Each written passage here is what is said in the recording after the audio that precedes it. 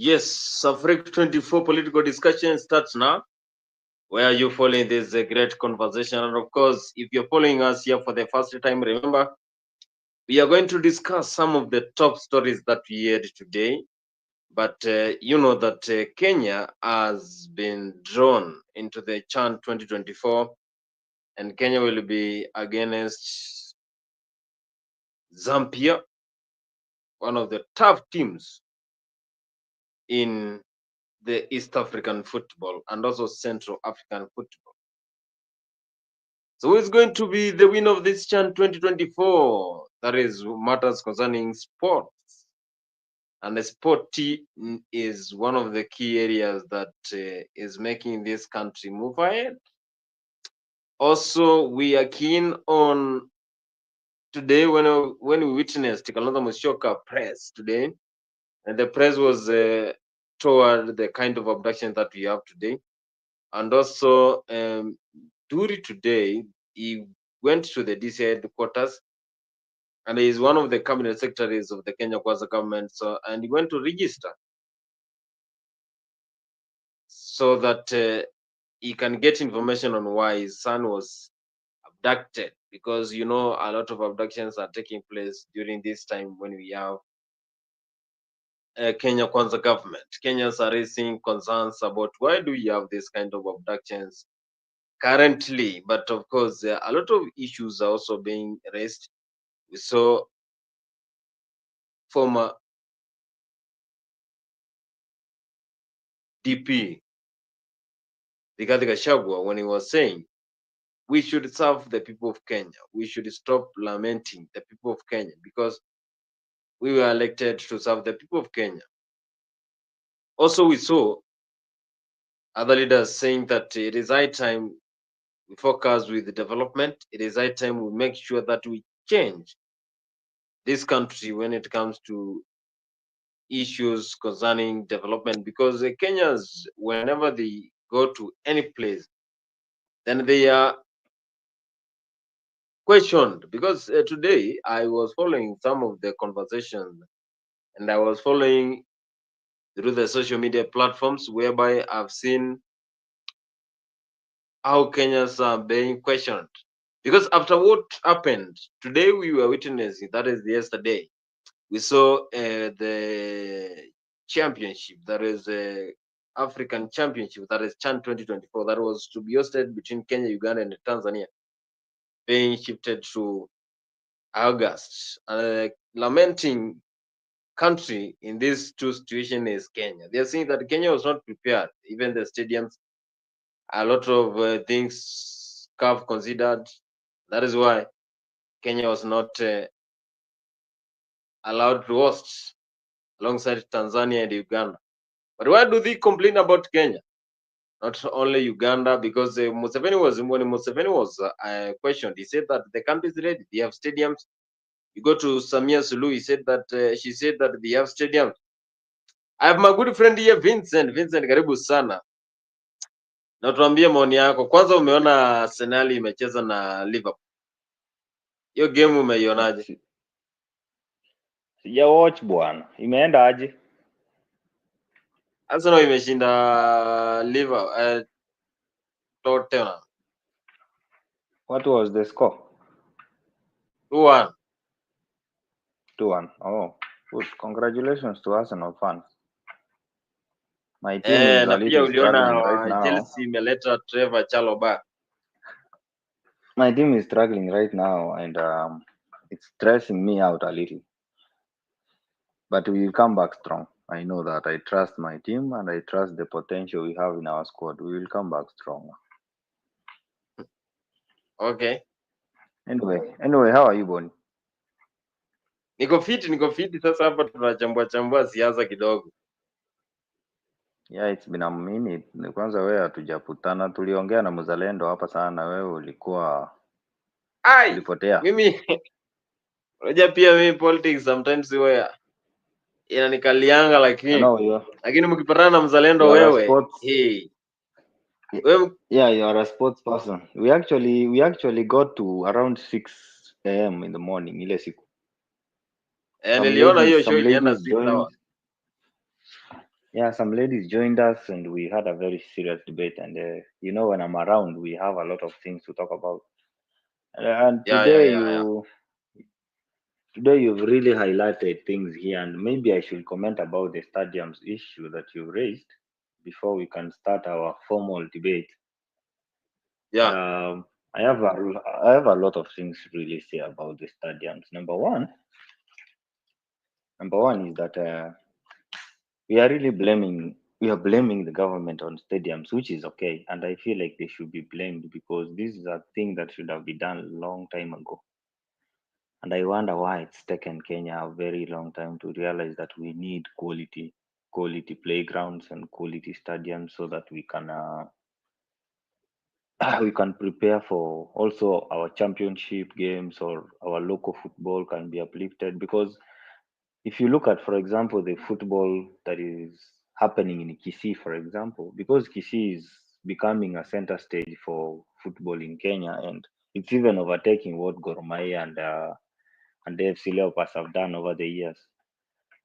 My community has really come out to support football, and I feel like if these Chan games were to be taken closer to my people, you could have seen overwhelming support because we are lovers of football. We are very, very good lovers of football, and we even filled stadiums full when there were high school games in Kisii.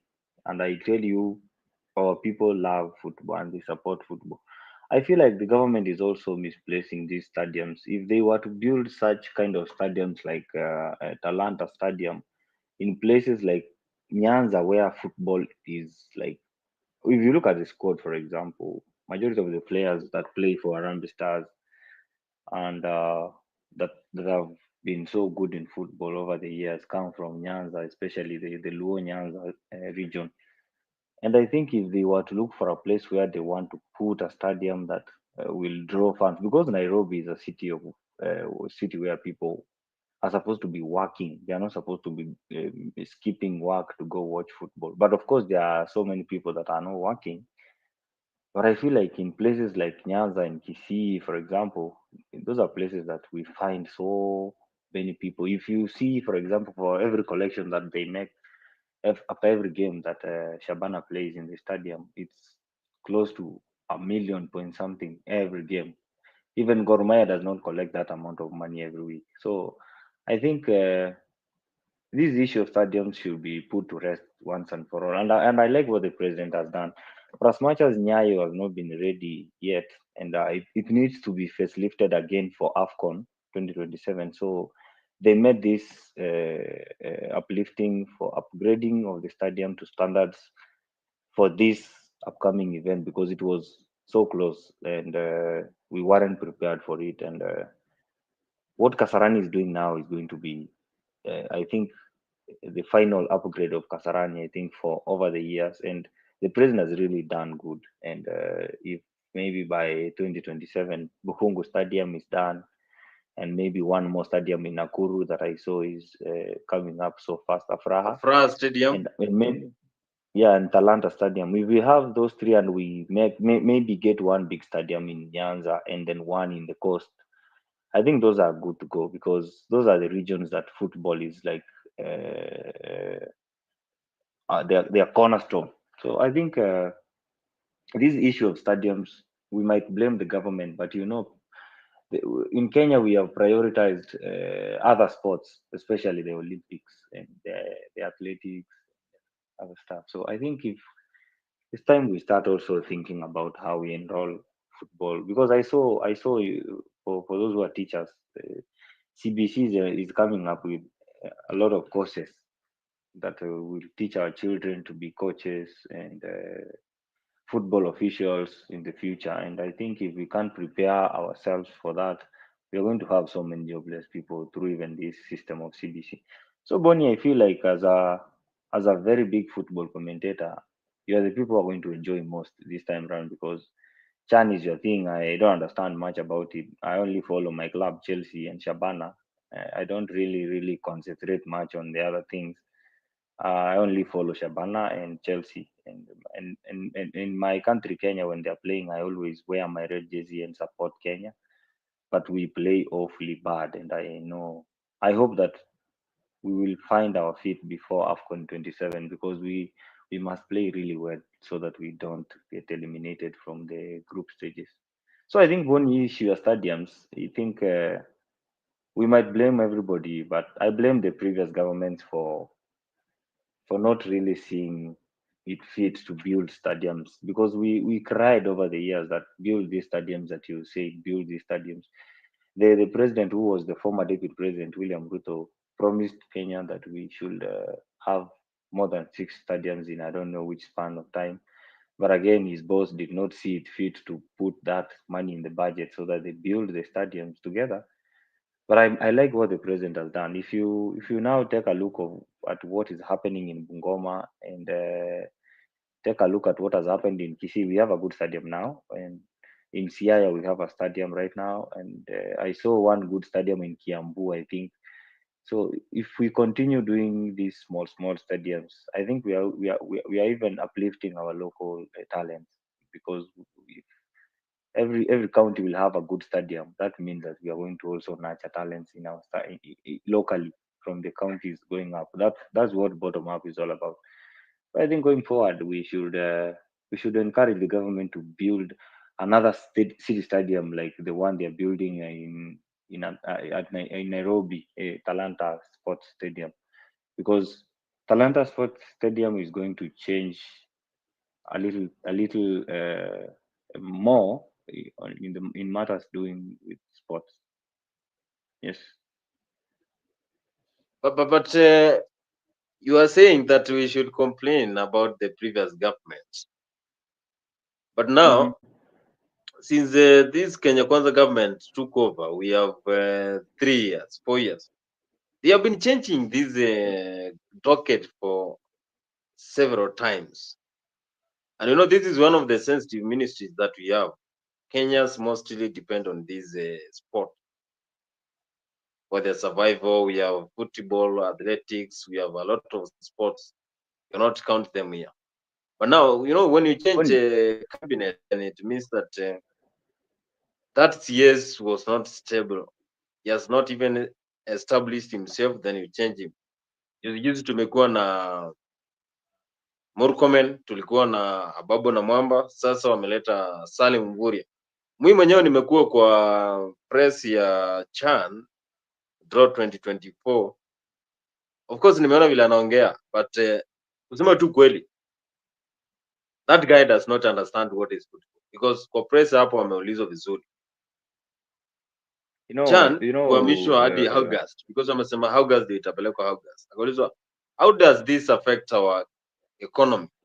Because you see every hotels, restaurants, even people were prepared psychologically, but now shifting it to August, how does this affect our team? How does this affect our country? And how I is really, hey, well, I really don't understand why why it was postponed. But maybe if stadiums are the reason why see we have hatuna, postponed this. CAF of course it has to check on several things. For example, security. Do you have security? Do you have restaurants? Do you have stadiums? Stadiums that can open a match? So the Do you have problem, that? the problem is what stadiums. The problem ni vitu mingi sana. Hatuna hata security. Ah no, are we in war? Are we at war? You guys don't love your country. You know this talk No, of we love our this country. talk of no, you don't. This talk of that you guys are trying to push around that the country is on fire is actually collapsing, and very soon most people will be embarrassed when they realize that nobody really cares. That what you say online about the country is really the true picture on the ground.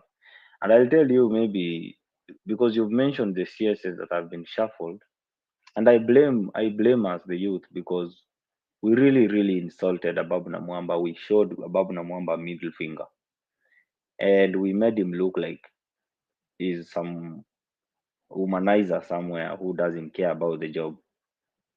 and we had to force the president to remove him from the docket and never return him. And right now, Ababu Namwamba is happily serving as a consulate or an ambassador to a certain country, which is not a job that he really, really should have been doing, because this guy was really transformative in his docket. Because if you see, for example, the recent or the current office of the Minister for Sports and Youth, the Talanta Complex, that was a creative something that they made. For as much as it was hurried up, it was a creative thing that they did. And if you see the kind of things that he's done to Kenya, negotiating for us to return to play football, and making sure that the talent Afcon is being played in EAC, starting building stadiums in advance. Also wakatengeneza hii kiti fulani ya if you break a record you are given 5 million and stuff. They started supporting local talent, wanawashonea nguo hata kama watu walicomplain hiyo nguo ni substandard and stuff. This guy was really eyeing a future in his ministry, and then the youth came up with propaganda and just linked him to Asia and some ladies, and they decided that he should be sacked. Years later, or months later, we are now wishing that he was never removed from the docket. I think I will say we all deserve every problem that we have as a country, because we love complaining so much.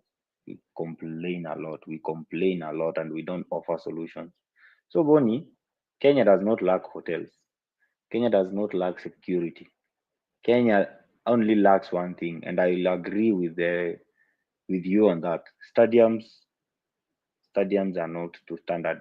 For as much as Nyayo Stadium was approved, I think Nyayo is one. Kasarani is undergoing roof placement, and then I don't think we have a third one right now, because Talanta City is far away from getting ready, because it's supposed to be ready by next year, this year December. So it's quite far away.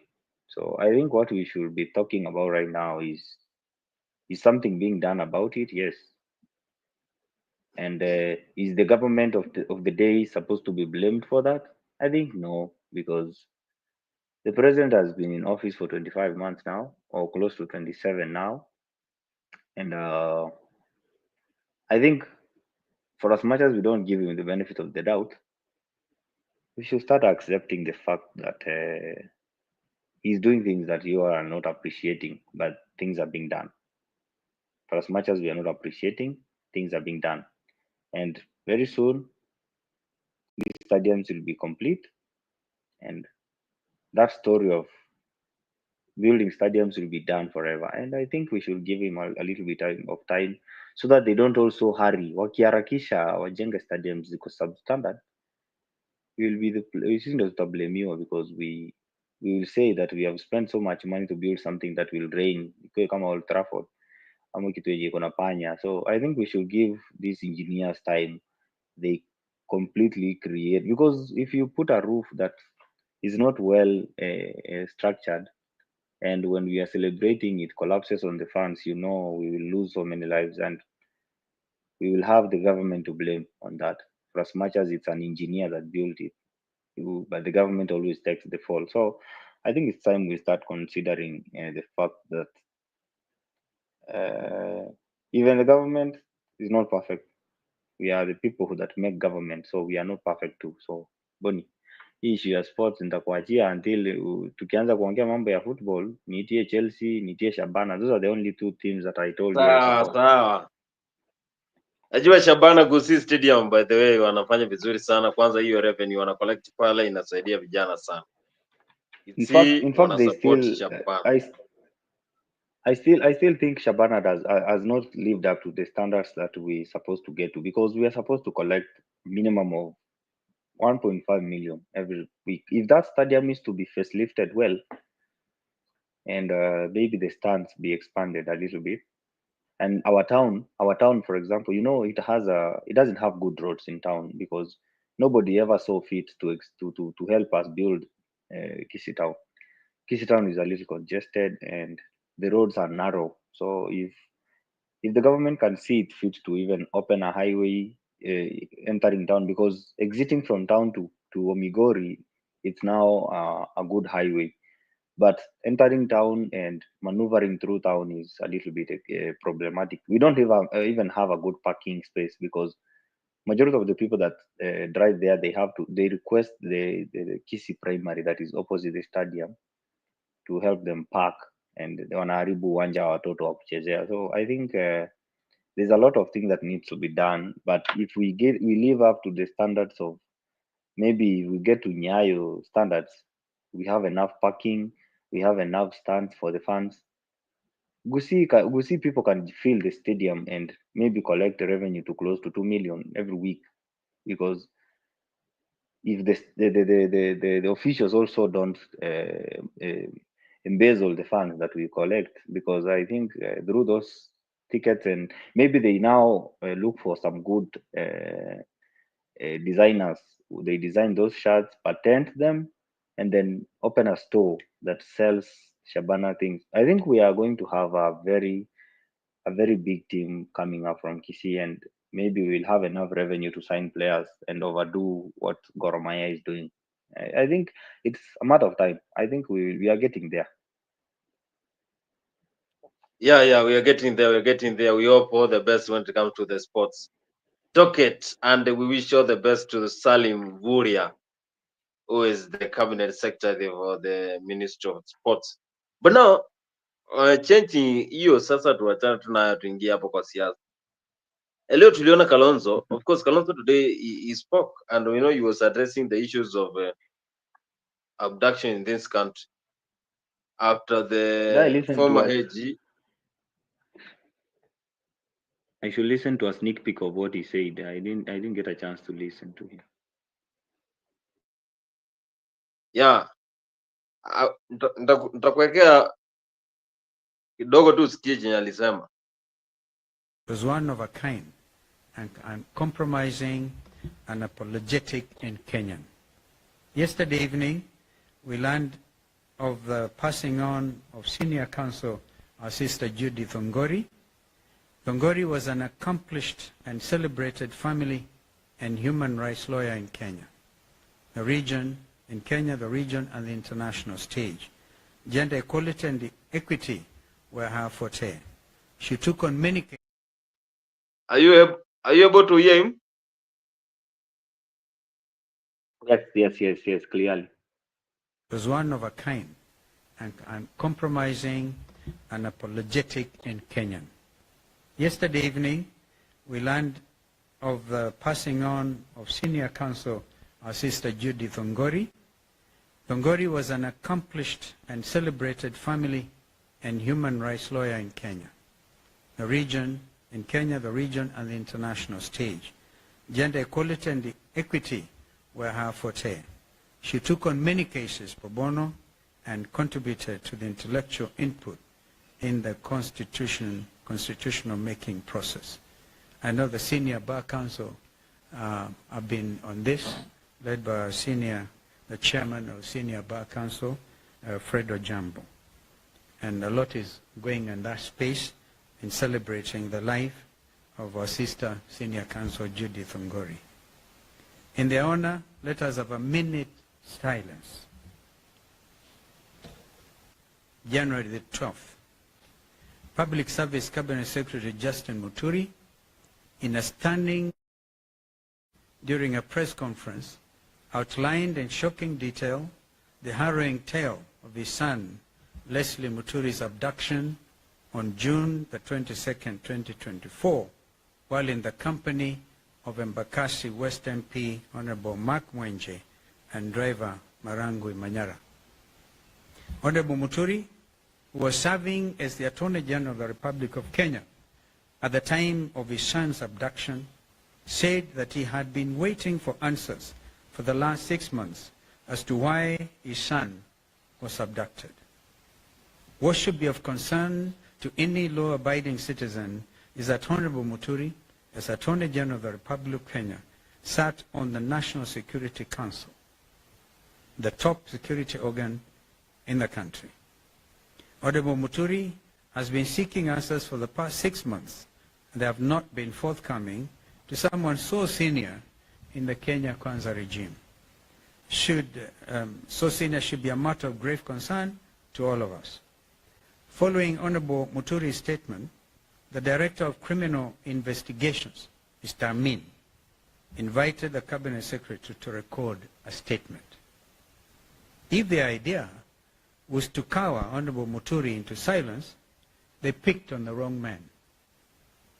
If the bombshell of the Sunday statement was not enough, Honorable Muturi signed the statement, clearly and squarely pointed the blame at the main culprit behind the inhuman abductions. A man who joked, made light of the abductions and Gen Z's demonstrations, a man who placed one phone call inside of the State House Nairobi Pavilion to the National Intelligence Service Director General, Nuruddin Haji, and had Leslie Muturi released within an hour. That man, as you have previously stated, is President William Ruto. Fellow Kenyans, the revelations by Secretary Muturi on the identity of the Commander-in-Chief of the abduction squads is quite telling. If the Attorney General of the Republic of Kenya cannot get answers to the whereabouts of his son, who can? If the Attorney General cannot get his phone calls answered by junior staff, such as the DG of NIS, or the DCI Director, who can? If the then Interior Cabinet Secretary, Professor Kithure Kindiki, and PS Raymond Omolo are furnished with lies by their juniors, what is the state of the Kenya Kwanza regime? Fellow Kenyans, the Kenya Kwanza regime has established command and control structures outside of the Constitution of the Republic of Kenya, carrying out illegal and criminal activities against Kenyans. We have actually since established at some headquarters of this abduction squad or somewhere near Ruaraka. As you have previously stated, William Ruto is the Commander-in-Chief of the abduction squads. This has been clearly demonstrated by his own public pronouncements on the abductions, as well as those of his conceited cronies in government. Kenyans and the international community should read between the lines.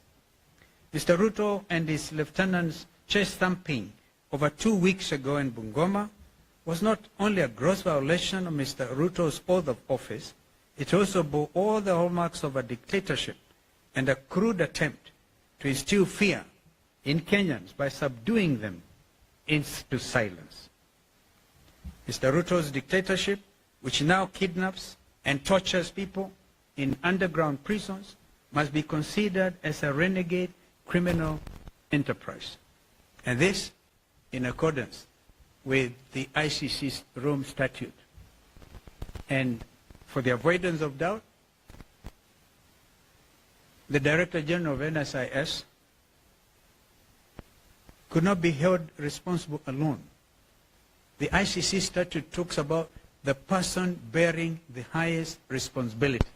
And that is not Nuruddin Haji, that is William Samoei Arap Ruto. The People's Loyal Opposition will not sit back and allow this disgraceful attempt to take us back into the dark days of fear and oppression. We shall lead from the front. You've actually demonstrated leadership from the front because you've been in court. We'll fight them in court, we'll fight them in the streets, we'll fight them everywhere. We demand that Mr. Ruto respects Kenyans and the oath of office he has sworn to preserve under Kenya's Constitution 2010. We also demand the immediate release of the remaining. Yes, that was Kalonzo Musyoka. I'm very sure you have listened to what he was saying. That was just a short clip of what he was saying today. Yeah, sure, unafikiri Kalonzo Musyoka sure. ana focus na nini? No, Unajua you know, hatujamuelewa before I kama vile even, tunajua vizuri. Saa hii tunajua vizuri you know, Gachagua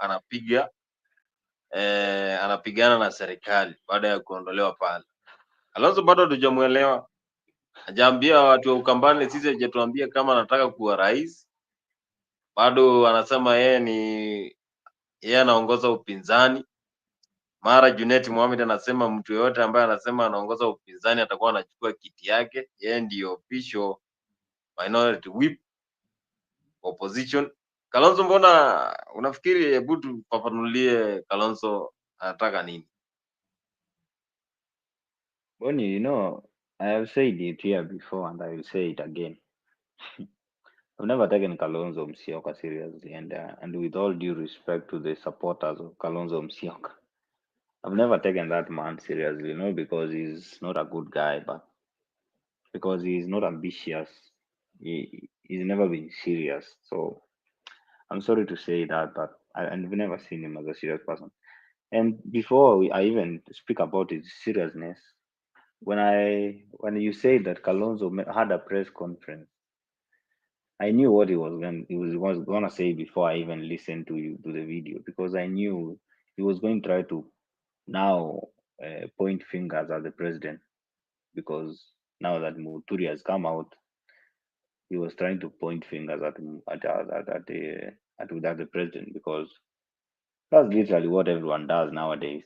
If you want to be on the good side of the media and the good side of the tweeps, Itanga tweeps, those guys who spend majority of their time on social media.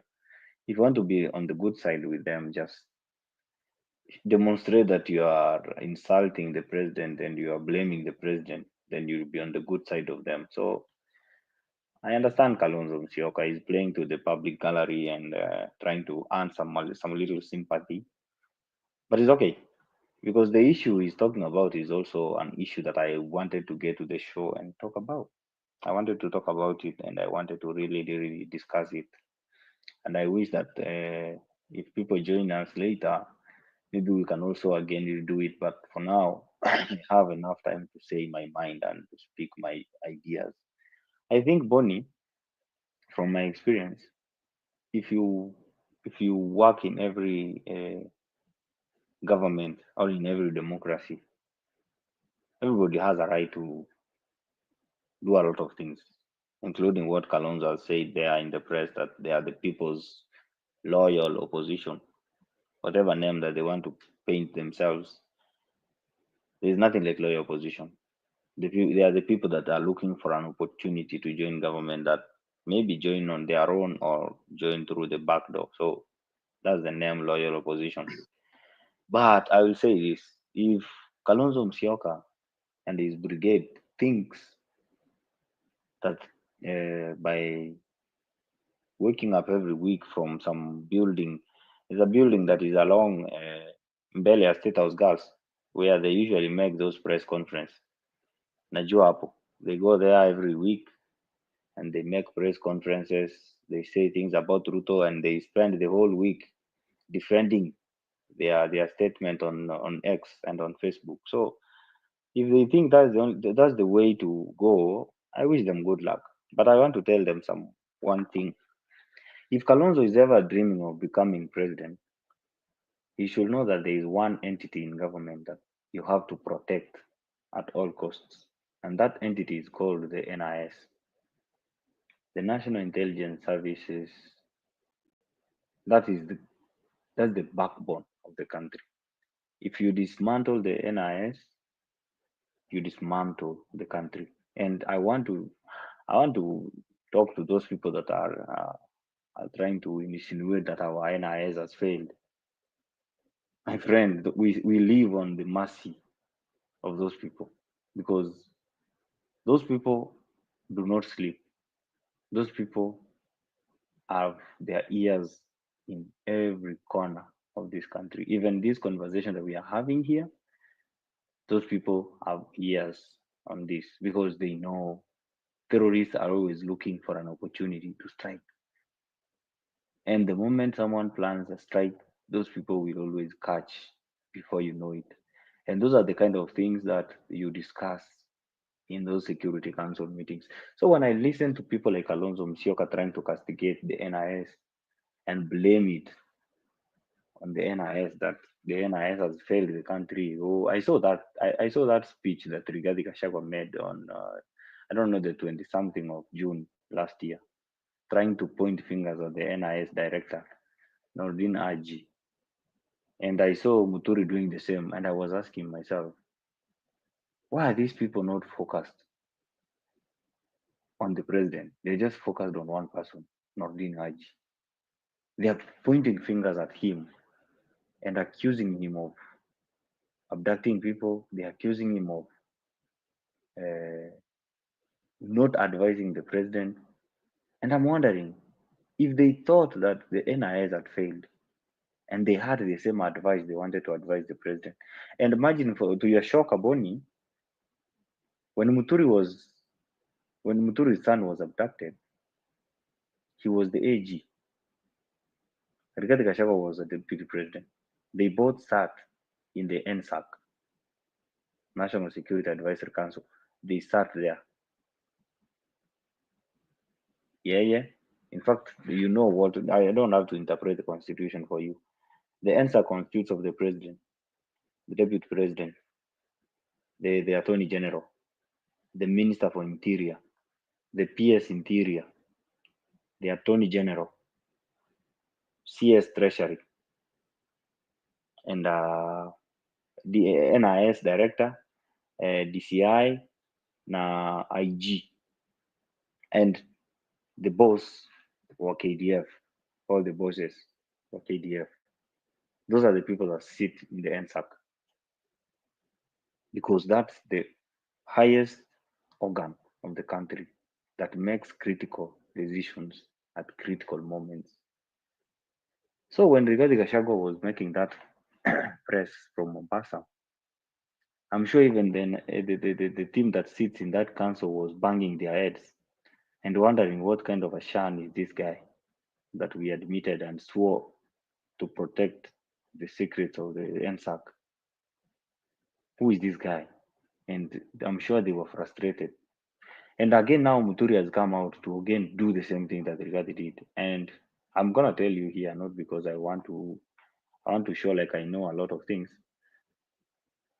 I know Muturi knows his time is up, and his time to serve as a cabinet secretary in the William Ruto government is done. And the earlier we accept that when you go against the NIS of the country, you are the enemy because NIS might be wrong in so many things, but they have protected us from terror attacks before.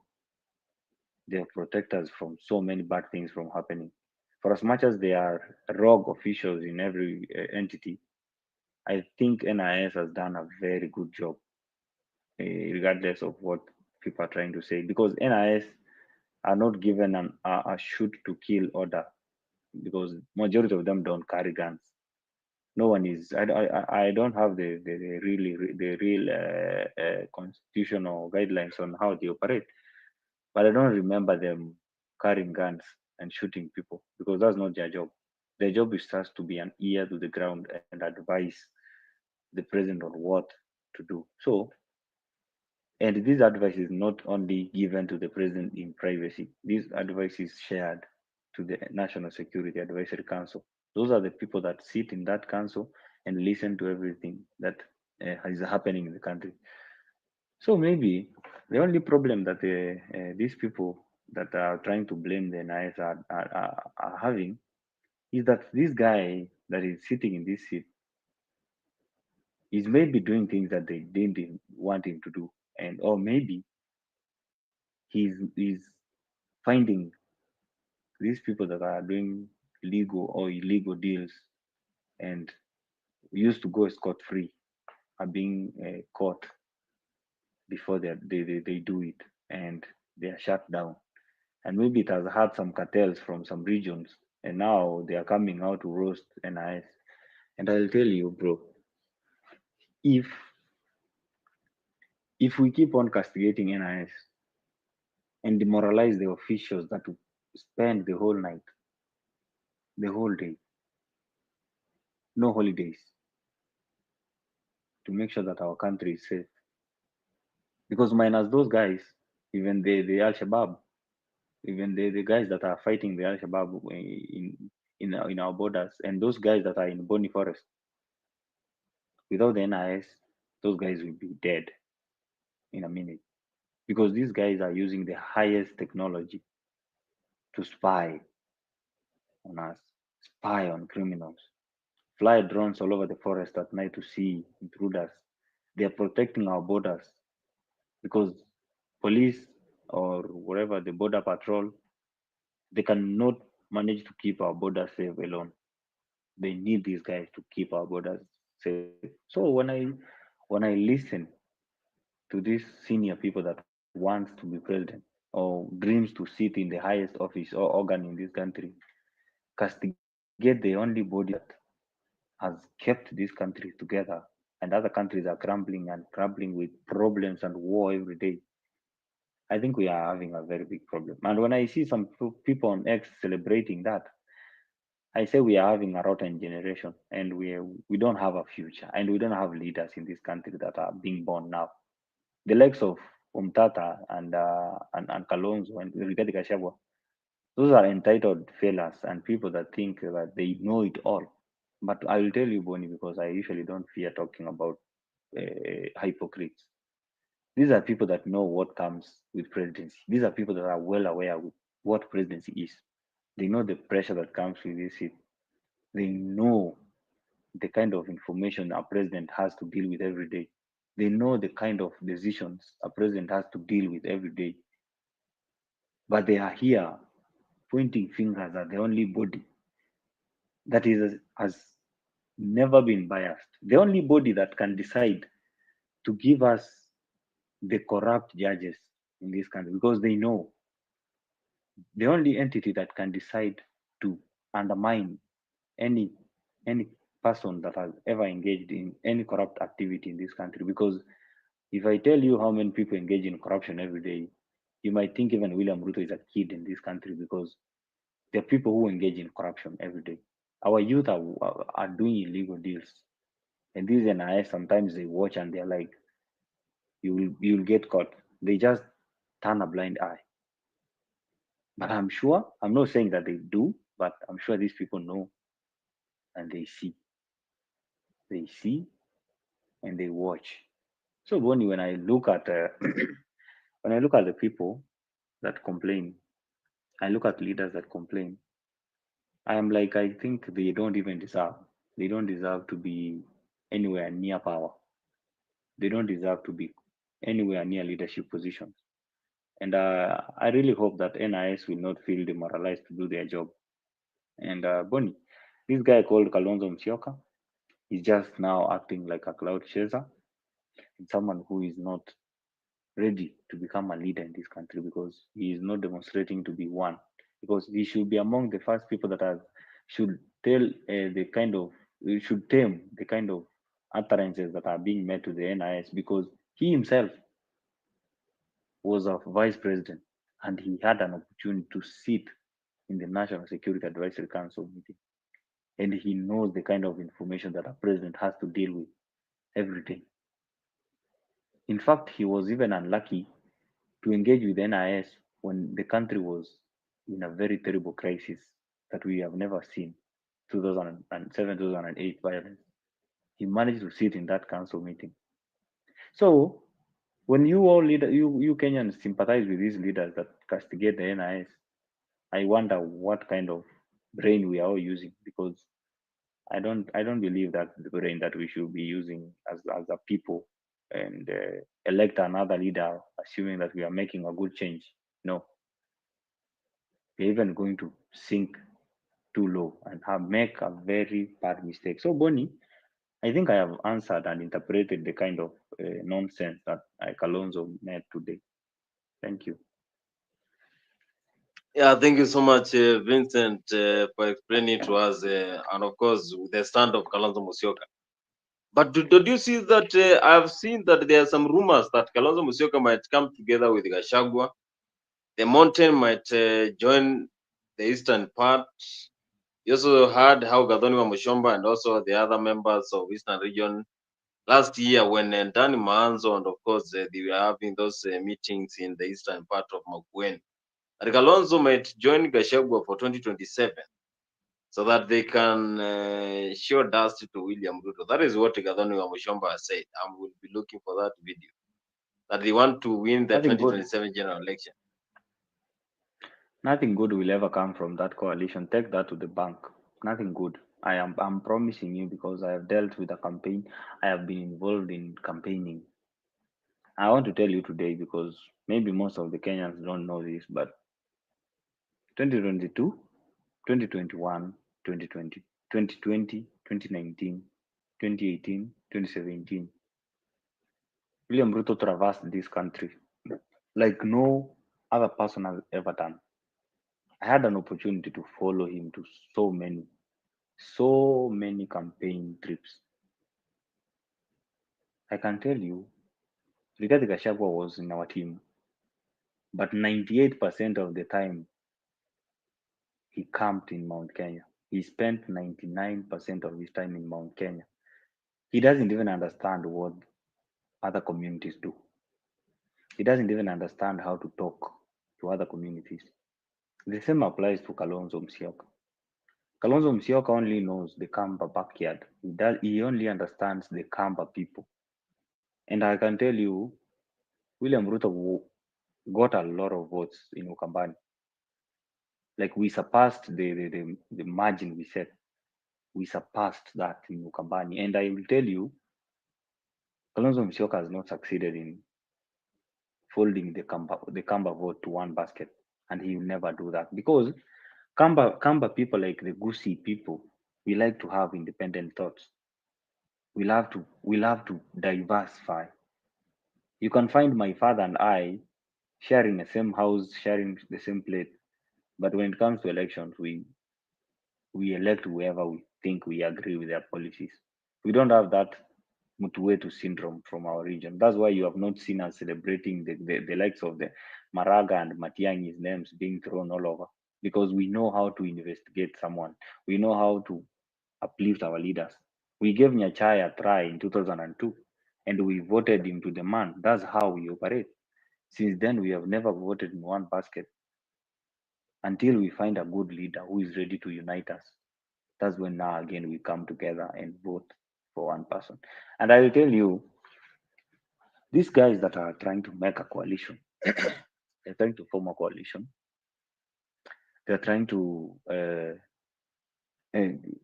kuuzia Ruto uoga. They are trying to just scare the president that we are going to take the mountain away from you. We are going to take the Kamba vote from you. We are going to add Natembea to the equation and take the Luya vote from you. And we are going to look for one person from I don't know where and take votes. Let me advise these people. We have 3 years to elections. 3 good years to elections. And the best is yet to start. And you're about to see what politics is. Because for those of us who are mature enough to watch William Ruto campaign for Uhuru Kenyatta in 2015, 2016, 2017, my friend, I can tell you, if that guy can look for a job that is not his, the way he did in 2017, what do you think he'll do when he's looking for his own job? What do you think he'll do? That guy has never bank on anyone's. I can't give hopes zake kwa mtu 100%. He only believes in him. And that's the reason why he has succeeded in politics. You see why Raila has always had a problem in his election, because he banks on the wrong team all the time. William Ruto banks on his own team, and he banks on himself first, and then second his team, because the team has to play to his rules by the letter. So when I see these people every day jumping up and down, making press conferences left, right, and center, trying to insinuate that the mountain has been swayed away from William Ruto, and then and the Kamba votes will go to William Ruto, the Luya votes will go to whoever, or sorry, the Kamba votes will go to Kalonzo. I kind of sympathize with them because Rigathi Gachagua is impeached, and by law, he ceases to hold office until 2034, I think so, 10 years. So in those 10 years, you all don't know what will happen to him because from the look of things, I don't think Rigathi Gachagua is someone who has a very long lifespan, and maybe God forbid, or Mungu akimjalia afike miaka 70, itakuwa bahati because he has a black heart. And I'll tell Kenyans today that guy has a black heart and he does not love anyone. That guy only loves his community, people that know how to speak his language. And he must be ashamed of himself because that's the only thing that got him impeached. And no Kenyan stood up for him. No Kenyan, except a few people that made noise in Nyeri. Because that's what happens when you have the backing of your only people. I'm sure even the people from his community, some of them can't even speak publicly because they are ashamed of the kind of leader that they had. And right now, they have refused to embrace Kindiki, not because he does not know how to speak Kikuyu, but because he does not front the interests of one community. But has the president really betrayed the mountain? No. I'll say that without any fear of contradiction, because since independence, show me a president, show me one single president that had a representation in cabinet or in higher offices of more than 7 people. Show me one. None. The highest that has ever been in cabinet, 10, that William Ruto has done to them. No mercy. They just hate him. Because what? Because someone called Rigathi Gachagua has told them that they have been betrayed. In quote, they have been betrayed. How?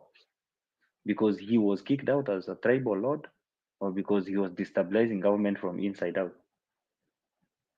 Yes, I will tell these people from the Mount Kenya, and I will not fear. If you keep on doing the politics that you are doing, it will get to a point where you will try to form a coalition with any community. These communities will just look at you and say, oh, ndio mwende mwanze kupindua serikali yetu kutoka ndani, right? And do you know what happens when you start having trust issues? You'll be isolated and you'll be hated. And that's what happened in 2007. So, are Kenyans ready for a repeat of 2007? No. But are the people from the Mount Kenya care? They don't. For as long as their stomachs are full, they have highways up to their doorsteps, and other communities are suffering. They don't have electricity. Other communities doesn't have good roads. They don't care. For as long as they can speak their mother's language, they can go to their villages in 30 minutes, they can access Nairobi in 15 minutes, they don't care. And that's the same reason I want to talk to the Kamba people. In fact, as I speak to you, Bonnie, I am in Kitui. There has never been a water solution in Kitui. 15 years since devolution, there is still drought. You know how we suffered when we were students here. You know that we suffered because we had to wait for these tuk-tuks to bring us dirty water, salty water every day, and you buy one container at 20 shillings. Water that cannot even last you for a single day because salty water is wastewater. So if the Kamba people really are serious that they want to form government, they should first ask themselves. They've had devolution for close to now 13 years. They've had governors for 13 years. There has been a budget to these counties for how long? 13 years. Where has that money gone to? Look at the kind of classes that we have in Kitui, for example. They have members of parliament who are braggadocious. They even don't feel ashamed of standing behind Kalonzo and clapping. A person who was deputy president, a deputy president from a vice president from Kitui. Look at what happens in Mwingi, for example. The state of schools there, the roads in Mwingi, the kind of people that don't have access to electricity. And those people proudly say that we have Kalonzo, our leader from our region. They should be ashamed of themselves because kama sio mvua and climate that has improved in this area that they can receive minimal rains during the third or fourth quarter of the year, they should be they should be in a desert because I think that's what they deserve. Because they don't seem to care that they don't have water. The only thing they care about is where is Kalonzo taking us. And that's why I don't want my community to have a leader. I don't want my KC people to have a leader because if you're going to have a leader and be headless, I don't want it. And that's why the lawyers are also doing their own things because they don't believe in having some leader. The Kalenjins have had leadership for now 26 years now. They still don't have better lives. Kikuyus have had leadership for 34 years. They don't have, not everybody is having good access to health care. Sio kila mtu anaweka chakula mzuri kwa meza kila siku. Not everyone is taking their children to first class schools. Not every parent is affording a vehicle or a private means of transport in Mount Kenya. Not every parent is wearing or has built a permanent house in Mount Kenya. No, government does not uh, uh, enrich everybody. That's what Kenyans are mistaken. And that's one thing that I will tell you here today without any fear of contradiction. And I don't care what Kenyans are thinking about me right now, whoever is listening, because now we have started turning to be, we are selling our country to the dogs. We are selling our country to activists who are now wearing a sheep's skin na ndani yao ni mbwa mwitu. People have been trading people's organs to international donors for funds. People have been doing illegal things, posting pictures za watu maskini so that they have funds from the donors abroad. That's what some people that are acting as saints on X do every day. That's where they survive from. That's why they are giving most of us pressure that we are not successful in life. Watu wanafanya illegal deals, lakini their time wana spend on Twitter kutoka Monday hadi Monday, giving you pressure. That's the kind of life we have gotten into. That's why you are seeing so many people are very idle. They just wait for something to anger them, watoke waende wachome matajiri pia wao wafanane.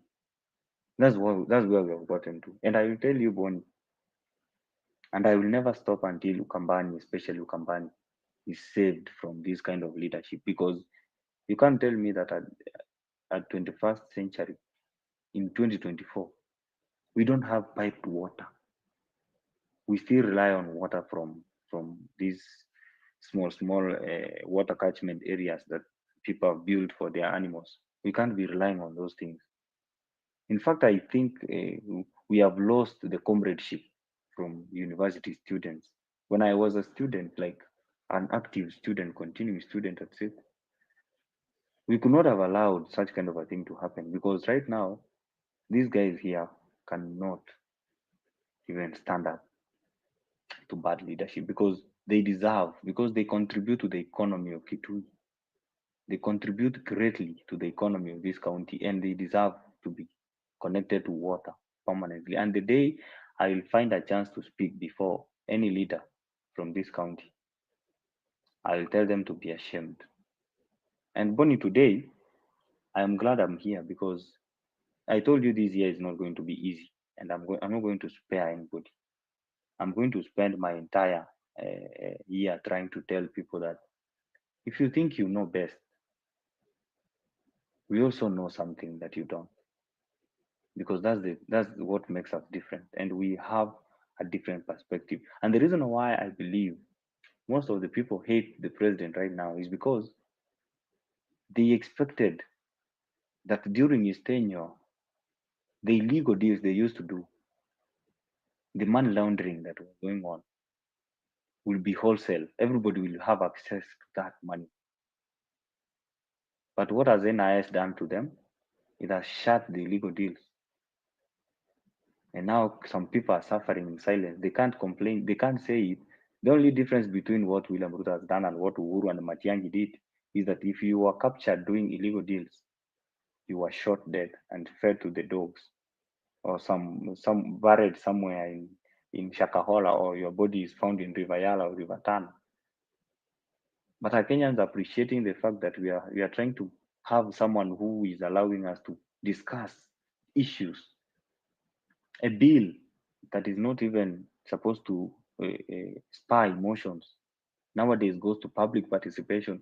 We discuss it online until we turn it into something else, because we believe in those people that have so many followers on X. We think they know more than us. We believe that their opinion is superior than what the people that designed the bill have. So when I look at the kind of illiteracy that is becoming of we the youth especially, I am shocked of the future, Bonnie, and I don't know. I wish to be president one day, but if this is the kind of ship that I'm going to lead, I don't know if I'm gonna be a good leader too. I think I'm gonna be bad, worse than what you people think William Ruto has done. Because in my government, I want order, and I like what, for example, and allow me to deviate a little bit. Allow me congratulate Sakaja and Mosiria, whatever they are doing in Nairobi. That has to be done. It has to be painful. It will be merciless. It will be chaotic, but that has to be done. We must have a city that is orderly, and that has to be done because I saw Rigathi Gachagua in Nairobi trying to incite his community. That has to be done, and the earlier we start accepting that change is not easy, change has to be painful, but it has to be done. The same thing applies to SHA. Whether we like it or not, NHIF was collapsing. Whether we like it or not, our hospitals were laundering money through NHIF, and now majority of these big hospitals that are run by private people, especially my Catholic church, and I am sorry to say that there are people in my church who are also cartels, who are running illegal and parallel deals from NHIF, claiming to have performed operations that are more even than what these big hospitals perform in a good day. So the moment you stop something from happening, change will either affect you positively or negatively. That's one fact that we must accept as a people. And I'm here today to beg you, the people of Kenya and the youth that are listening to me, that we have lost conscience. We have lost our nationalism. We have lost our identity. We need to go back to what we used to be, reasonable people. We are insulting everybody. We have turned into unpatriotic Kenyans who are even writing emails to kings and queens, the royal places, informing them that Kenya is insecure.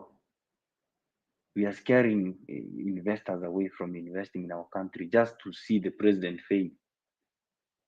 They think that is failing the country. My friend, we are failing as a people. We are failing the tourism sector. We are failing those people that would have maybe worked as security. No, no. So, bro, I'm not here today to laugh with anyone, and I'm sure these people will come at me at guns blazing. But I don't care. Today, I'm here to defend my country because the country of Kenya is bigger than any one of us. Not even William Ruto owns this country.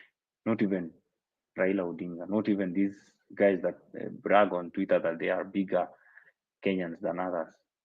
My friend, we were all born here and we will die here. And before we even die, we will also show these people that are patriotic that we are also Kenyans. I thank you, Bonnie. Nimeongea masaa mingi, karibu 20 minutes. So I'm very sure Kenyans are looking forward to see what is going to happen in 2027. But I can see Labano Misiani saying that hao watu wa mlima wawache mchezo. Ruto amaliza yake 10 aende Sungoi. That is Labano Misiani is saying that watu wa mlima wawache mchezo. Ruto amaliza yake 10 aende Sungoi. Lakini pia watu wanasema kwamba 2027 mambo inaweza badilika sana. Lakini pia rais pia akiulizwa amejipanga aje pale mwaka wa 2027, alisema kwamba yeye kazi yake ni kubadilisha Kenya na is a man on a mission.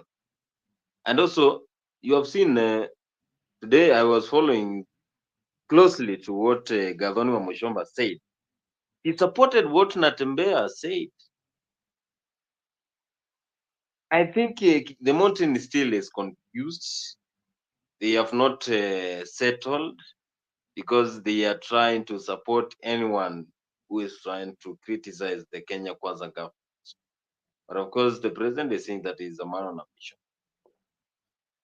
How will we survive? You know, that is today also I was in the CBD very closely, just listening to what Kenyans are saying. And I support to what you said because I was following the ruggles between the county council and also those orcas around the CBD. By now, CBD is very clean. I'm very sure if it goes like that, then we are going to enjoy that. Because I was with my friends from Morocco and others from Angola and another one from Niger, and they were telling me the CBD looks so clean that we don't have those orcas. You are just passing very smoothly. But others are saying that Sakaja has denied those people to get their source of living. Of course, they were getting source of living from selling those items over there. But now we have to maintain our city because that is the capital city of Nairobi. That is where we have the headquarters, we have the Senate, we have the Parliament. So personally, from my own point of view, I think burning hawkers around the CBD is one of the key areas that will maintain our city. But now, do you think that this is one area whereby Kenyans will say it is Kenya Kwanza government? Bonnie, let me tell you something.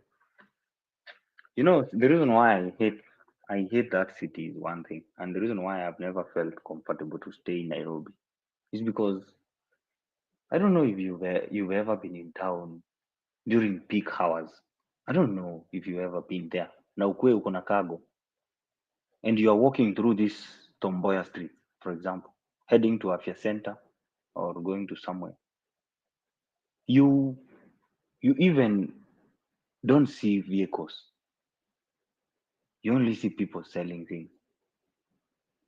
What time do those people pay tax? Do those people even contribute to our economy? Because who even supplies those watches, those books, those clothes to them? Who supplies to them? What time do they pay taxes? Who clears them to be there? That's the first question we must ask ourselves. Number two, Bonnie, that's the capital city of this country. That's the capital city of Kenya. A city that is supposed to be orderly, that traffic should be movable. Vehicles should be vehicles, especially these matatus that pick Kenyans from Nairobi and take them to their residencies. These vehicles should be just carry and go. They should not be hanging in Nairobi, making the noise, making those horns that they make all day. Sometimes you get to the city, and in 30 minutes you're overwhelmed. You don't even think, you are not even creative.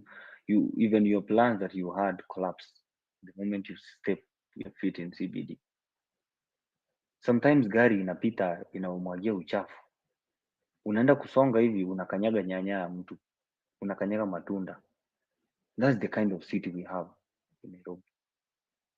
For as much as people praise us in Africa that we have the green city in the sky, I don't know what happens, what other countries are doing to their cities. Because if Nairobi is the country, the city that other cities are looking up to, then the other cities are messed up. Because our city is messed up, and I want to tell Sakaja, wherever, or Syria, or the president, because I heard the president giving orders. I want them to not even sometimes care about what these hawkers say. Let those hawkers be given a street huko Mudhurwa huko chini, wapewe street huko wauze nguo huko, wapewe street huko wauze mabati, wauze vitu wanauza huko, scrapes. Saa let's have a city that is orderly. Hiyo kuhang vitu wamehang every door, those advertisements, let those things be removed. Because sometimes when you're carrying some luggage and you're heading to a stage, you sometimes find yourself hanging or hitting those advertisements now. And I think it's time that we start supporting such kind of motives, because for a city to be even to have sanity, because imagine when someone steals a phone in the city, the only reason these people escapes from you is because those hawkers that are standing everywhere will block you from running against after the thief. Those vehicles that stop everywhere are the hubs where these people hide. But if we manage to clear those messes in the city and clean the city and start repairing the walk paths where people walk, we are going to have a city of order. And Kenyans should come up and support this thing. And we must tell these hawkers, for as much as we know you are making a living out of this, you also have to show respect to our city. You have to be orderly. And in fact, I want to issue maybe a statement to the county government of Nairobi and the president of Kenya.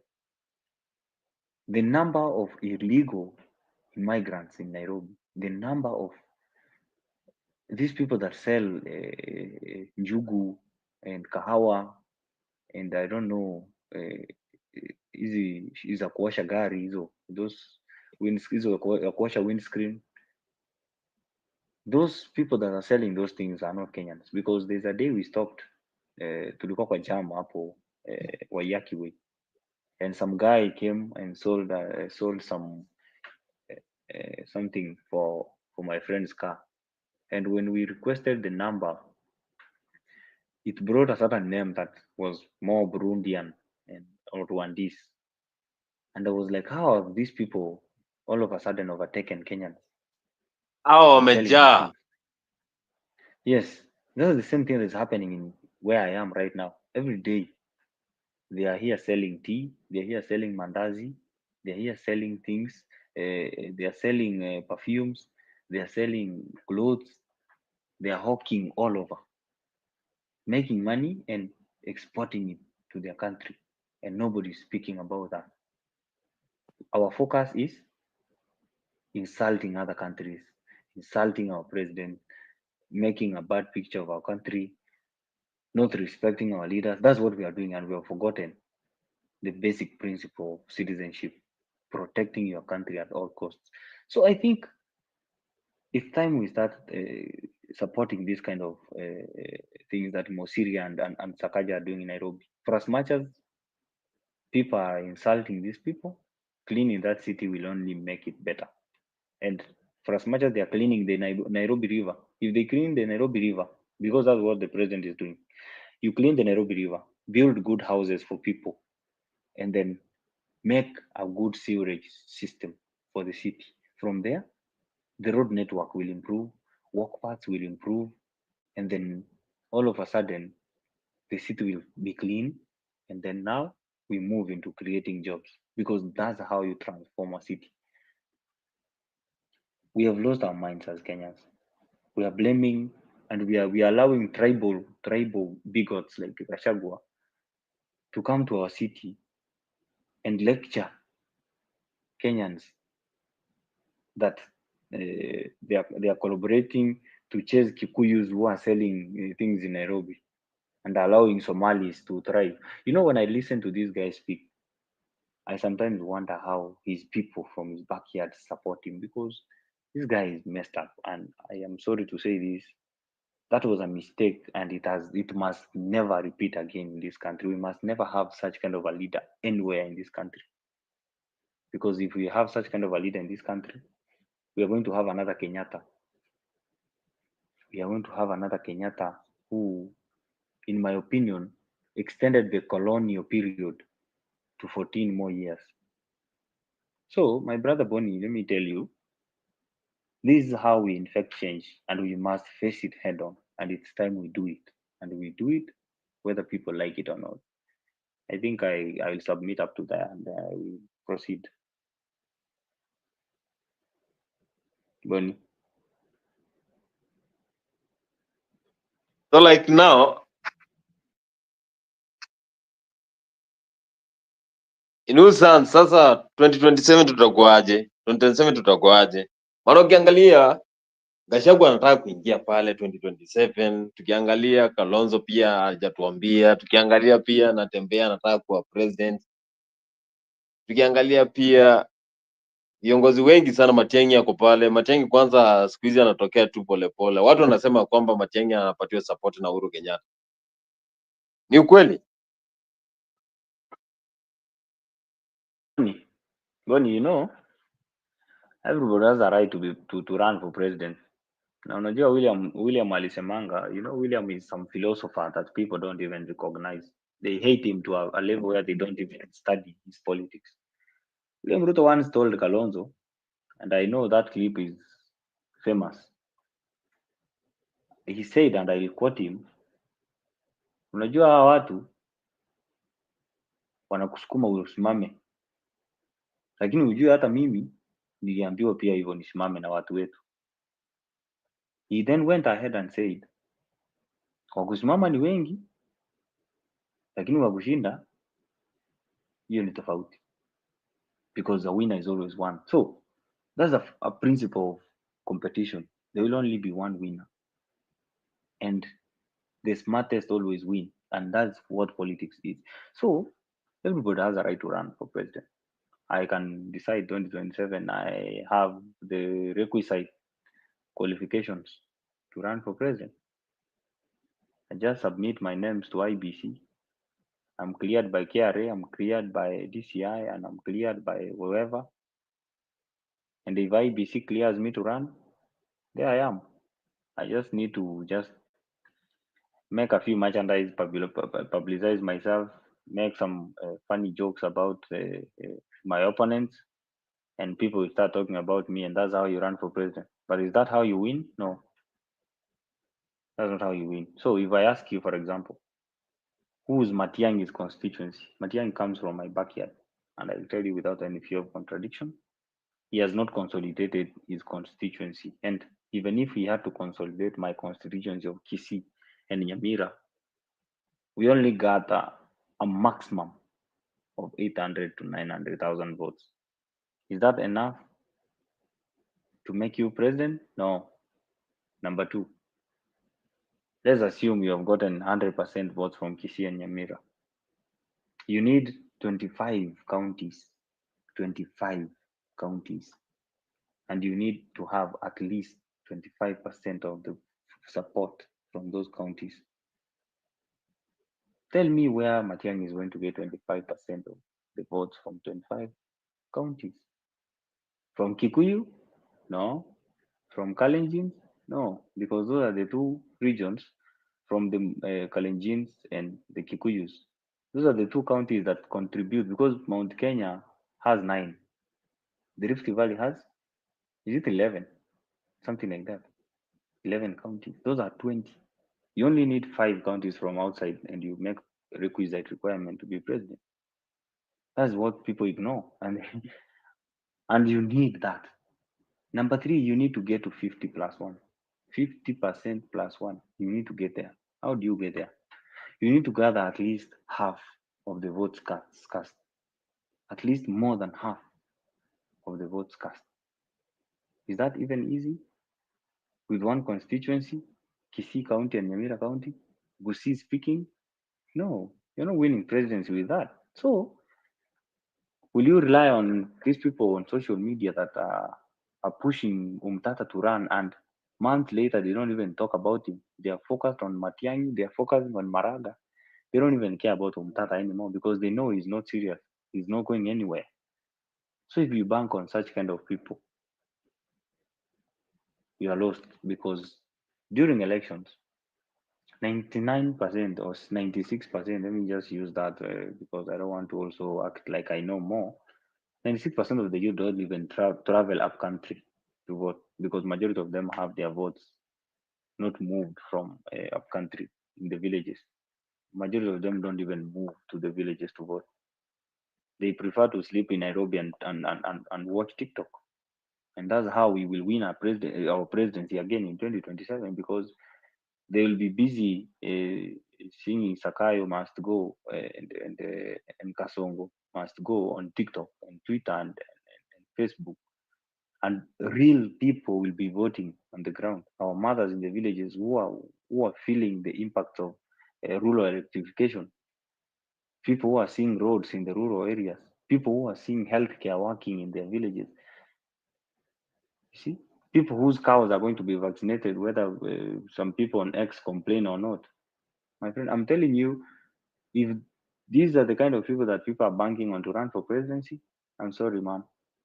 For as long as Raila Odinga wins the AUC seat, the constituents that William Ruto will have going to the ballot will be even bigger than what he had in 2022. And I'm telling you this, take it to any bank and take a loan with it, and I will help you repay if we lose. So, bro, if anyone is somewhere here seated and listening to us and thinking like they are going to win an election just because some people who are popular on X are saying that they have numbers, no, because they collect opinion polls and 44,000 people vote against the president, my friend, the president is voted for over 7 million votes.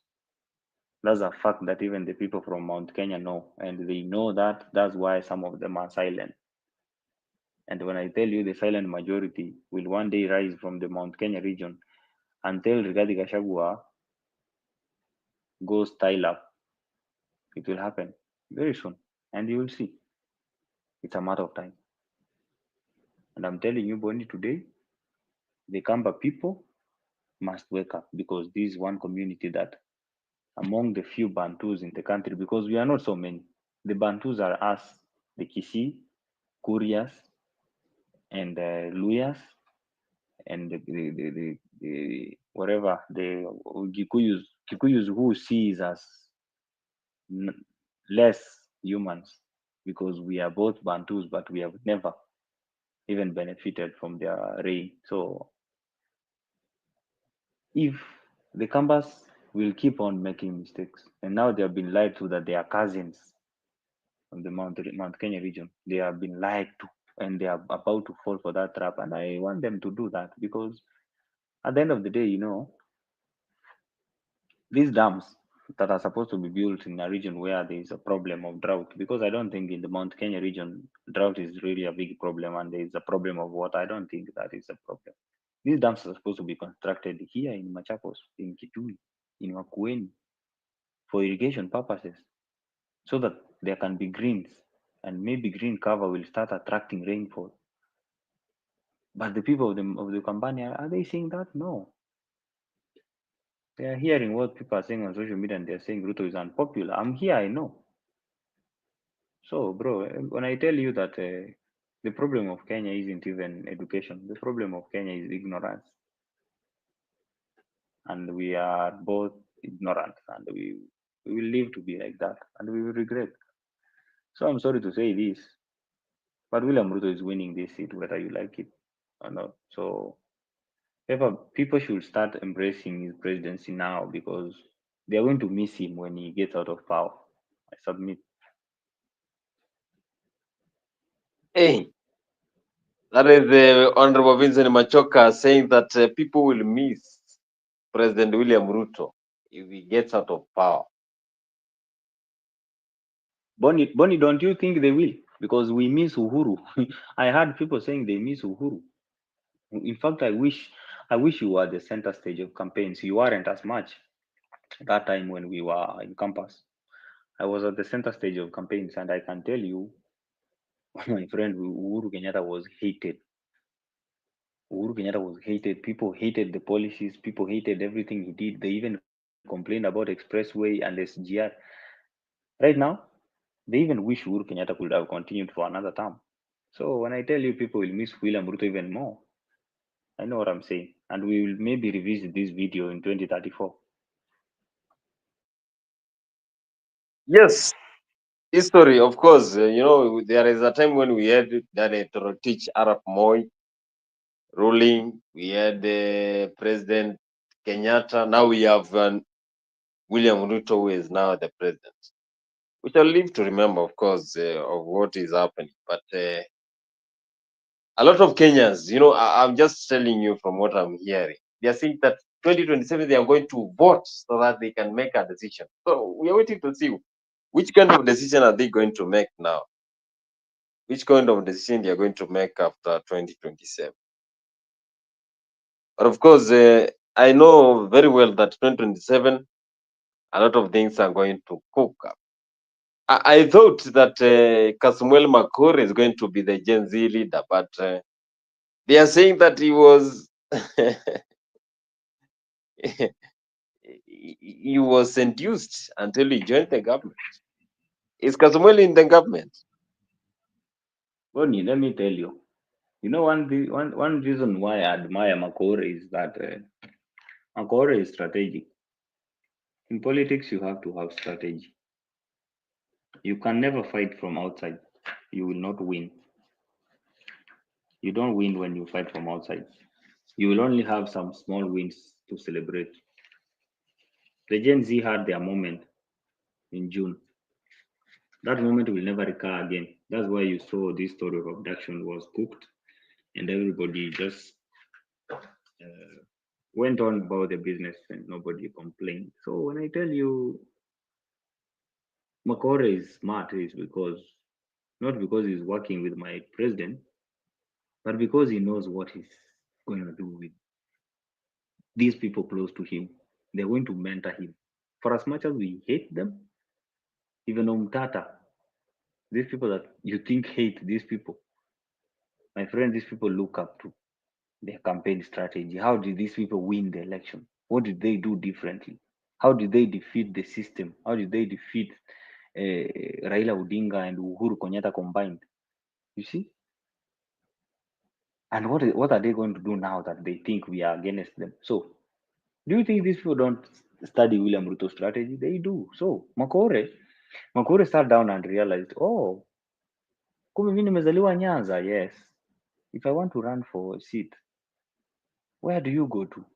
Where you were born, where the people know you, where your constituency is, where you vote, where your mother goes to hospital, where your mother lives and drinks water there. That's where you go and run. So when Makore looked at, oh, kumbe I come from this community, yes.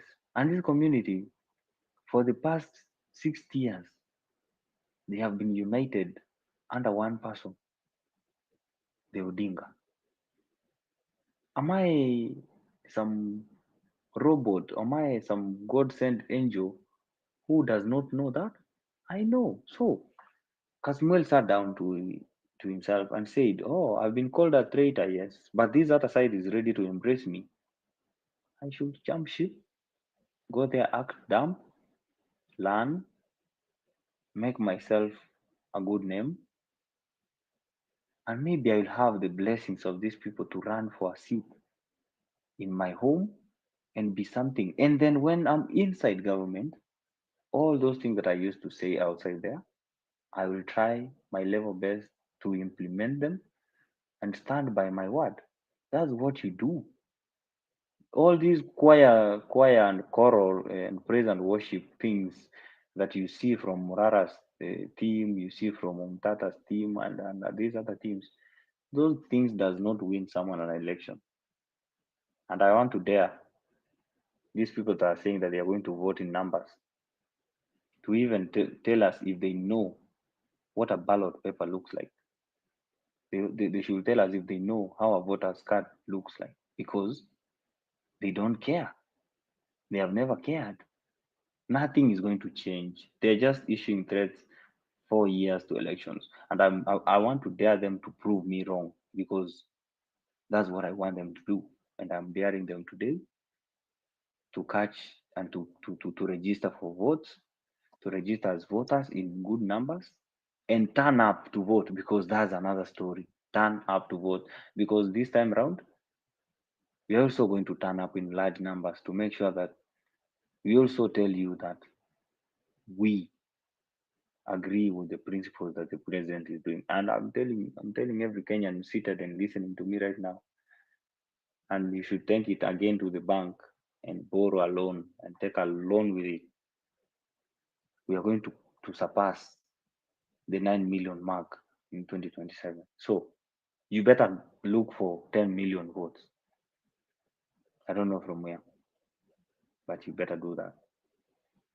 Bonnie, I'm telling you today, Makore is going to be a member of parliament if he runs under the blessings of Raila Odinga and William Ruto. He's going to be a member of parliament in 2027.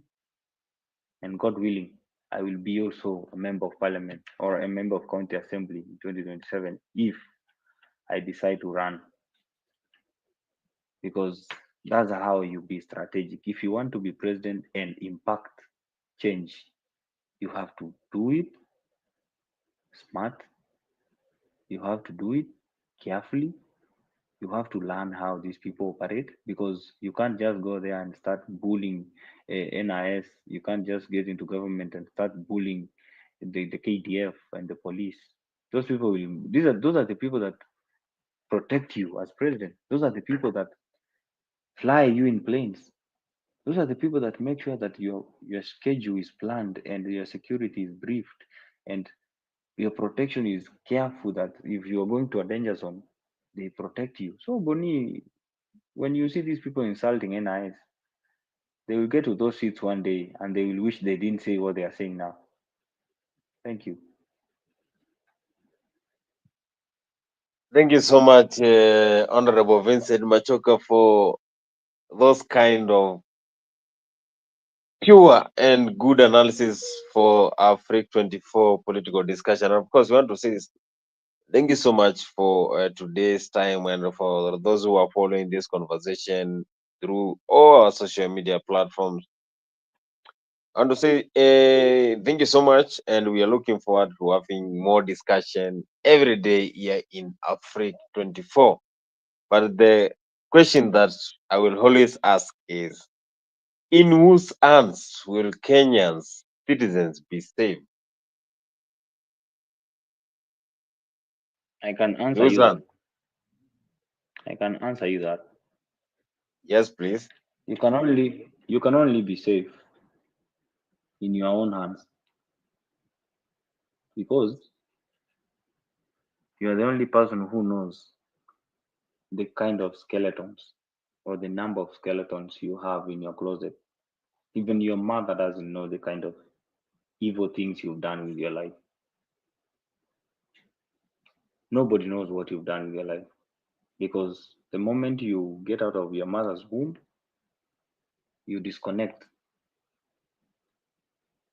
from them and you become just their son by blood or their daughter by blood. So, whatever it is that you do with your life is upon you. So, if you are asking about in whose hands we are safe, I think you should look at your hands first and say, are my hands even clean? Before I can depend on someone else's hands to hold me, I should have my hands cleaned first and sanitized properly so that I don't infect other people. So I think when I look at my hands and I look at everyone's hands, I usually say my hands might not be as clean as I wish them to be. My president's hands might not be as clean as I want them to be, but I feel safe him holding my hands. And I will say this to every Kenyan. I know deep down you feel safe that we have William Ruto as president, but hate and rage has protected and has prevented you from seeing that. But I ask you to just go back to factory resetting. Think about where we've come from as a country. And just imagine if we had this energy that we have as Kenyans of criticizing. Imagine if we would have transformed that into solutions, creativity. Where will we be as a country? Far. So, Bonnie, I think I've answered your question well. Yeah. Thank you so much. You have answered it very well, of course. But Kenyans, they want to get that support from their leaders, anyone who is representing them. But anyway, in William Ruto, you are saying that you are safe. So by 2032, then we shall be here trying to talk and discuss again in Africa 24 on, and we shall review on what we said here today on Africa 24. But 2027, I know things are eating. 2027, things are going to be a little bit hotter because Kenyans are now looking forward on who is going to be the president on 2027. But I'm very sure it is going to be a easy zone for William Ruto if Raila wins 2025. Do you think that Raila winning 2025 AU chairmanship will influence anything? Uh, we will be here. I talked about that, I think, last week, or the last time I had a chance here to speak. I said, whether he wins or loses, our brothers from Luo Nyanza have embraced the president because they have realized how much other communities kind of hate them. And these communities, they're underdeveloped. And people are blaming Raila on it. For as much as I feel like I also sometimes blame Raila, this guy has only held power in 2007 to 2012.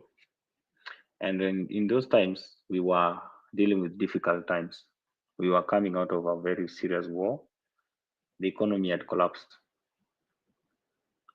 So he might have gotten a chance as prime minister to stabilize the country. He got that position just for stability of the country, not for development. And if you can see the fruits of the handshake that he had with Mwai Kibaki. The people that benefited are the Kikuyus because during that time is when Thika Superhighway was built. During that time is when the major roads heading to Kikuyu land were built. So he was used as a coy or a toy to just keep things calm. But what William Ruto has done with Raila Odinga is different. He has given him power to take development to his people. He has allocated 3 cabinet secretaries. In fact, people that sit in cabinet, including the Attorney General from the Luo Nyanza, to just speak for the people of Luo Nyanza who have been voiceless for a very long time. So I think it's time for them to also look back at 2007 and see the suffering that William Ruto underwent to make sure the Raila Odinga won the presidency and also repay that debt. I think they're going to support him whether he wins or not. But I know I said this last year when the campaign was starting for the AUC, when people didn't believe it would happen. I told you William Ruto is a go-getter. He's a man that once he puts his head into something, he will achieve. 1 year later, he only needs Raila Odinga only needs 12 presidents to get the magic number because the rest of the numbers have already confirmed that they are going to support him. And you see what William Ruto has done? In 1 week or two, he has summoned all the presidents of Africa to Kenya because he's acting in his capacity as the chairperson of the reforms. He has summoned them to Kenya and he will use that chance to persuade and convince those 12 that they might have not reached out to. But you saw Raila already brokered two yesterday. He had a chance to speak to Mnangagwa of Zimbabwe. He had a chance to speak to another president today, I saw. He's also making efforts on his own. And the Luos are seeing the kind of support that the president has given him. I wish Raila Odinga had William Ruto on his side. He doesn't need other people because once you have William Ruto on your side, you're winning. So there is going to be a very big celebration next month on the 25th.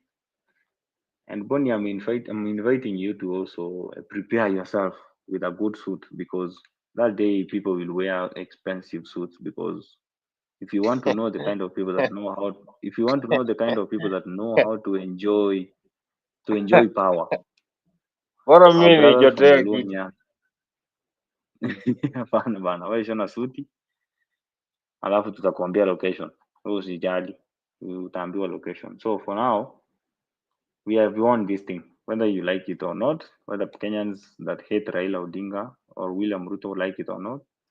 Raila Odinga is the AUC chairperson, and the Nyanza region at large is going to celebrate. He's going to be so happy, and I think some people are going to be so bitter and so angry. But ole wao, Kenya itasonga mbele whether they like it or not. Thank you.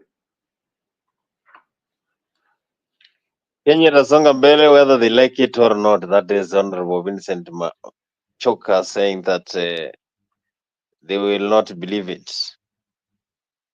Anyway, I want to say thank you so much for those who have been following the conversation since we started 2 hours ago. And before we terminate the show, I just to ask Honorable Vincent. Honorable Vincent, we have seen counties. I just want this to be your parting remarks. We have seen county governments being complained that they are not working.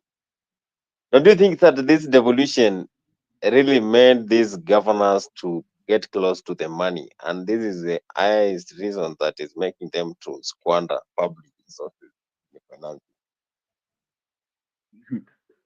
Bonnie, I'm sure you have a very good memory. Last year, I lost my book, by the way. I lost my book during the protests in June last year, and I really feel bad about it. I had a very detailed discussion here last time with you, Mzalendo, and there's the other guy from the United States, the guy from Mount Kenya. I don't remember his name. Yeah, Buru. Yeah. When I was talking, yeah, Buru. When I used to talk about the problem we have as a country, we have two problems. We have the problem of member of parliament, MPs, for that matter. We have a problem with governors because there are so many. There are so many. For as much as devolution has really eased the pressure on employment to the national government, it has also devolved a lot of corruption. It has enriched 47 individuals at the expense of other taxpayers. And for as much as we hate SHA, at least we can see the regulations. But you see the governors. The governors are overestimating their revenue collection every year. Some of them know that they surpass that. That's why they are overestimating so that they target more and eat more and claim that they didn't get to the target. They missed. Okay? That's what these people do. And they have done that over the years. I wrote that thing down and I had a lot of analysis about it and I was ready to present it to any media station that was ready to listen to my story. And I wanted to tell them this is the very reason why we have devolution. To me, has really not gotten to the dreams of our forefathers that had a thought of it. I feel like we decided to just launder money to counties because those people, majority of them are stealing the money outrightly and they don't care because they know how to maneuver this Senate that we have. Because that's another problem that I've said here. the kind of leaders that we put in those houses. Because also, the people that clear these members of parliament to run for office are also corrupt. They don't give us clean leaders who have a clean track record. Thirdly, the problem is us, the people. We accept bribes from leaders before we elect them. So these leaders, when they get to office, what do? Recover their money first. That's what we have done as a country. So we can't blame one side. We also need to blame ourselves. So when I tell you, Bonnie, devolution will keep on stealing money from us and we can't do anything about it. You need to believe me because devolution might have worked, but it has really enriched a few people at the expense of millions of taxpayers. So I think if this is my parting shot, I think we have to start thinking about how we look at the money that has been collected in the counties over the years, the money has been allocated to the counties from the national government over the years, vis-a-vis the expenditures, the developments, and the kind of employment opportunities they have created to our people.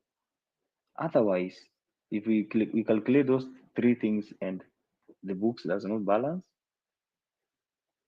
because it's already not balancing. If you see, for example, the problem of pending bills, so we're close to 700 billion.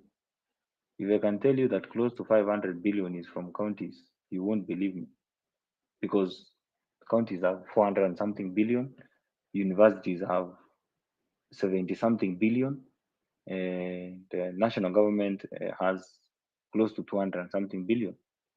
That's the problem we have as a country.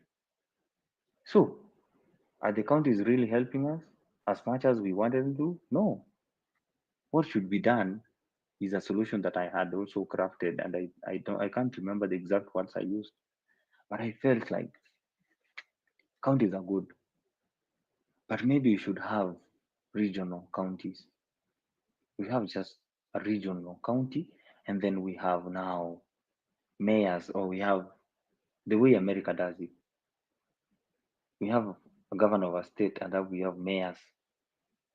You see, we have a mayor from Kisi town, Kisi County now. We have a mayor from Nyamira. We have from, and we call that region under one governor, who is now from Nyanza region.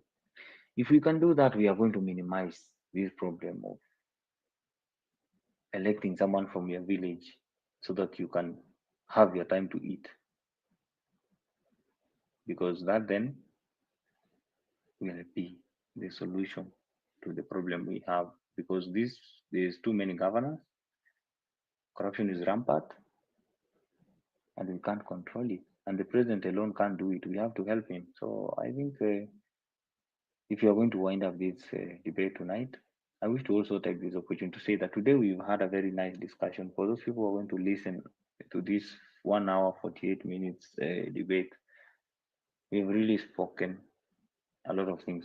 We've really said a lot of things. We have talked about uh, government issues, and we are going to do this every day. And kindly to those of us who are following. And today there has not been much interaction with us, and I hope people will interact with us next time. I want you to all open your mic. Come here, let's challenge each other. Let's all sell our eggs. If mine are bad, don't buy. If yours are good, we can buy. But don't be scared of speaking because that's what democracy has done to our country. And the beauty of it is that everything that I've said is regarded as my opinion, and I can't be challenged in court for my opinion because that's the beauty of our democracy. I thank you all so much. To those who are going to sleep, have a very good night and see you. Adios. Thank you, Bonnie, for the introduction.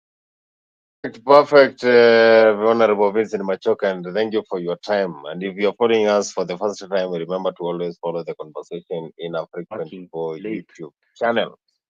That is where you'll get the entire conversation. We have news everywhere in the Afrique 24 YouTube channel.